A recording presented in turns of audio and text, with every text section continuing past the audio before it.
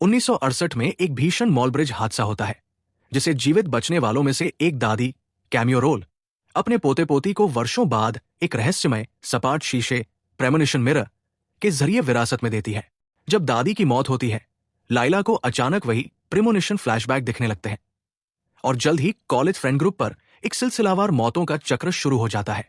पिछली फिल्मों से उलट ये किस्त डेस्टिनी विरासत यानी ब्लड लाइन्स की कॉन्सेप्ट पर फोकस करती है। क्या मौत के पैटर्न को जेनेटिक मेमोरी के जरिए ट्रैक किया जा सकता है?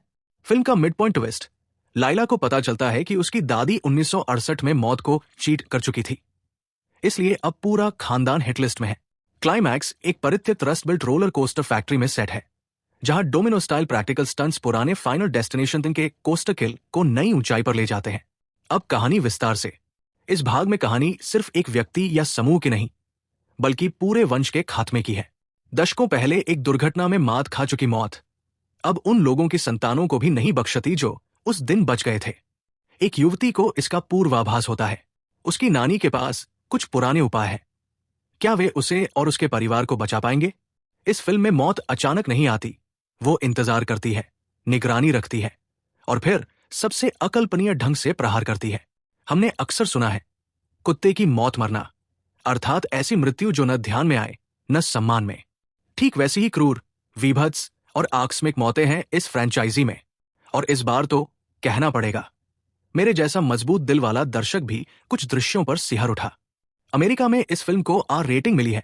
भारत में इसे अ सर्टिफिकेट के साथ रिलीज किया गया है। आश्चर्य की बात यह है कि इसमें न कोई गाली है, न ही अश्लीलता।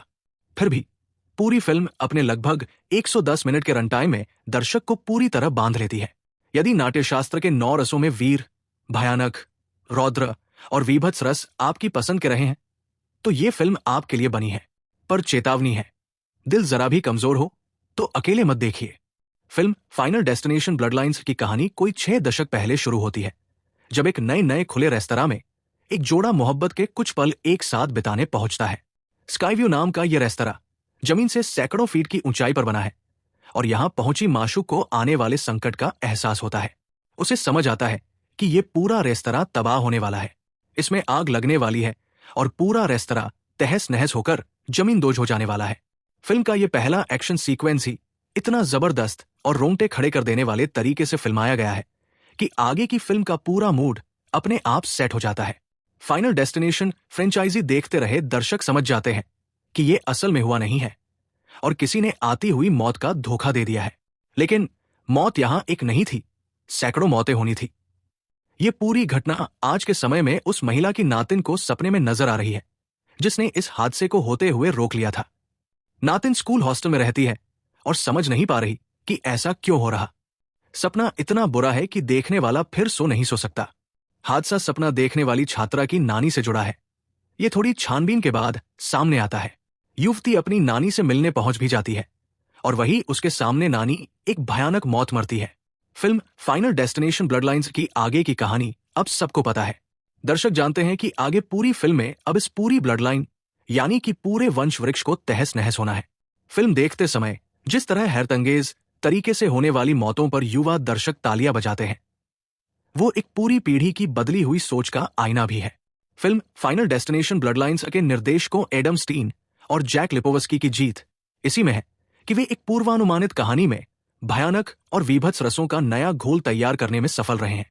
यहां मौत चूंकि दिखती नहीं है तो उसका रौद्र रूप भी सामने नहीं आता, लेकिन इन मौतों के दृश्य इतने दिल दहलाने वाले हैं कि फिल्म को अमेरिका में आर रेटिंग मिली है और यहां भारत में केवल वयस्कों के लिए वाली फिल्मों के शौकीन भी ये फिल्म तभी देखने जाएं जब वे शैतानी स्तर का खून खराबा देख सकते हों। बड़े शहरों की कूड़ा गाड़ियों में कचरे को प्रेस करके उसकी लुगदी बनाती जाने वाले मशीन में होने वाली मौत हो, या फिर एमआरआई मशीन में जब फंसे युवक के पीछे से व्हीलचेयर का मुड़कर उसके शरीर के पार निकल जाने वाला दृश्य हो, एक आम इंसान की सहनशीलता वाले दृश्य नहीं है। क्लाइमेक्स में वंशवृक्ष की आखिरी डालियां जब जमीन पर धराशायी होती है तो वहां भी दिल दहल सकता है। एडम स्टीन और जैक लिपोवस्की ने फाइनल डेस्टिनेशन सीरीज को नया जीवन या कहें कि नई मौत दी है। ये मौत सीरीज की पिछली फिल्मों से भी ज्यादा खौफनाक है। इस बार रूप गोल्डबर्ग मशीन की प्रणाली से होने वाली इन अजीबोगरीब मौतों ने ही इस फ्रेंचाइजी को फिर से सिनेमाघरों में दर्शक खींच लाने लायक बना दिया है। फिल्म के कलाकारों में स्कूली छात्रा स्टेफनी का किरदार निभा रही कैटलिन सांटा जोआना का काम जोरदार है। परिवार को बचाने की कोशिशों में लगी एक युवती का पूरा मनोविज्ञान कैटलिन ने बहुत ही मार्मिक तरीके से पर्दे पर जिया है।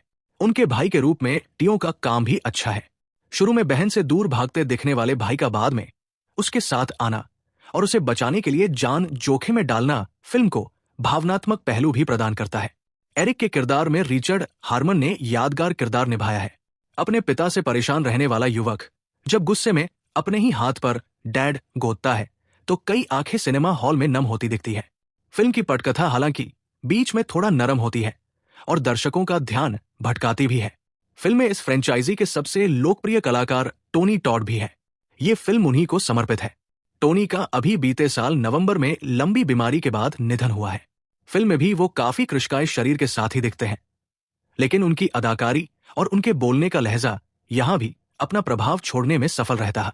क्रिश्चियन सेबाल की सिनेमेटोग्राफी, सैब्रिना पिट्रे का संपादन और पहली बार इस फ्रेंचाइजी में म्यूजिक दे रहे टिम विन ने भी फिल्म को समग्र रूप से प्रभावशाली बनाने में बढ़िया योगदान दिया है। अगर आपको हमारा रिव्यू अच्छा लगा हो तो वीडियो को लाइक करें, चैनल को सब्सक्राइब करें और अपनी राय कमेंट में जरूर बताएं।